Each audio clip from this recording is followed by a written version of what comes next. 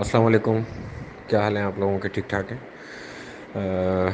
शुक्र अल्हम्दुलिल्लाह कि आज मार्केट ने वैसे ही रिएक्ट किया जैसा कि कल जो है वो मैंने अपनी एनालिसिस की बेस पे एक बात की थी, और अल्लाह पाक ने उसको आज वैसा ही दिखा भी दिया।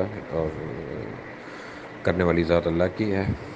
ठीक है। अच्छा, कल के लिए मार्केट मुझे ज़रा गौर से सुन लें लेवल्स, क्योंकि मैं पहले टेक्स्ट लेवल्स करता था। देखें, ये आप मैंने बहुत लोगों के कहने पे मैंने ये प्रैक्टिस शुरू करने की अभी कोशिश की है कि मैं डेली डेली एक 1.5-2 मिनट की एक ऑडियो आपको मार्केट का, एक दिन का ध्यान, सिर्फ एक दिन का ध्यान आप लोगों से, जैसे टेक्स्ट पे करता था ऐसे ऑडियो पे कर लूँ। तो अगर सुनेंगे नहीं और लेवल्स जो बोल रहा हूँ वो लिखेंगे नहीं तो कोई फ़ायदा नहीं है। ठीक है। अगर आप लोगों के पोर्टफोलियो पे उसका कोई पॉजिटिव इम्पैक्ट नहीं आए तो फिर बेकार है सुनना। ठीक है, तो सुने तो लिख लें जो लेवल्स बता रहा हूँ, और फिर पूरी बात को सुने, पूरी ऑडियो। एक एक जुमला जो है वो इम्पोर्टेंट है। ये नहीं कि अपनी मर्ज़ी का सिर्फ जुमला जो है याद रखा, और जो उसके अपोजिट अगर कोई बात की हुई है और उसके अगेंस्ट कोई बात की है तो उसको इग्नोर नहीं करना है। ठीक है। अच्छा, तो मार्केट बंद हुई है 39,850। ठीक है। और कल के लिए जो इमीडिएट सपोर्ट है वो 39,700 रख लें आप। 39,700 ये मैं इमीडिएट अपना सपोर्ट लेवल सामने रखूँगा कल। और ये एक तरीके का मेरा शॉर्ट टर्म के लिए, एक दिन के लिए एक तरीके का स्टॉप लॉस भी है।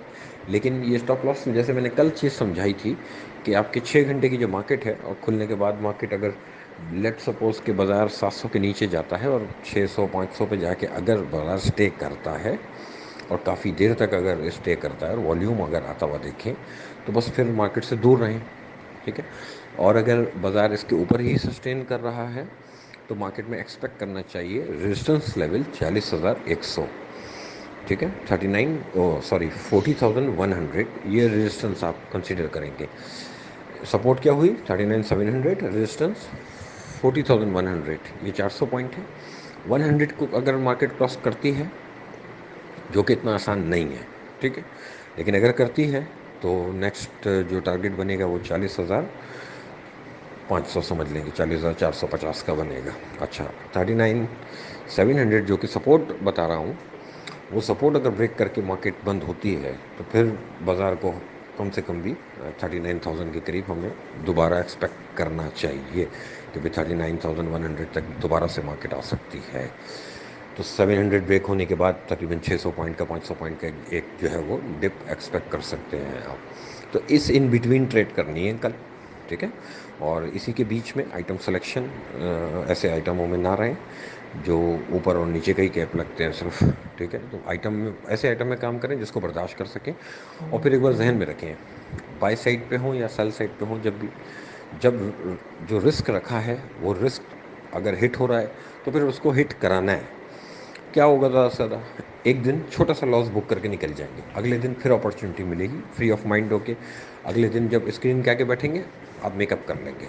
लेकिन एक एंट्री और फिर उसको ख़रीदा था 1 रुपया गेन के चक्कर में और अनफेवर 10 रुपये बैठे हुए, इस तरह का कोई काम नहीं कीजिएगा। ठीक है। मुझे पॉजिटिव लगती है मार्केट। जैसे याद है मैंने एक नीचे के लेवल पे ये कहा था कि 1000 पॉइंट का जो मंदा हुआ है उसका, परसों वाली जो मेरी वीडियो थी, कि उसका फॉलो थ्रू आना ज़रूरी है। और एक ही दिन है, मार्केट को प्लस बंद होना चाहिए। तो बाज़ार ने वैसे ही दिखाया था कि बाज़ार बेशक घटा था लेकिन पलट के बंद हो गया था, और मार्केट वहीं से पलटी है फ़िलहाल। तो आज की जो तेज़ी है ना, उसका फॉलो थ्रू ज़रूरी है। कल बाज़ार एट एनी कॉस्ट 39,700 के ऊपर ही सस्टेन करना चाहिए, तो पहली उम्मीद बंधेगी। अभी कोई तेज़ी नहीं हुई है, ये सिर्फ एक ब्रीदर था जो कि मार्केट ने एक बहुत बड़ी स्लाइड ले ली थी। अब उसको, उस स्लाइड का जो है वो एक समझ लें कि ब्रीदर है। और ये पॉजिटिव उसमें कैसे कन्वर्ट होगा? उस वक्त कन्वर्ट होगा जब ये 39,700 के ऊपर बाज़ार सस्टेन कर जाएगा।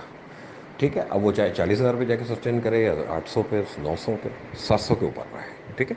बाय चांस रखना चाहिए। Stop loss 39,700 closing basis.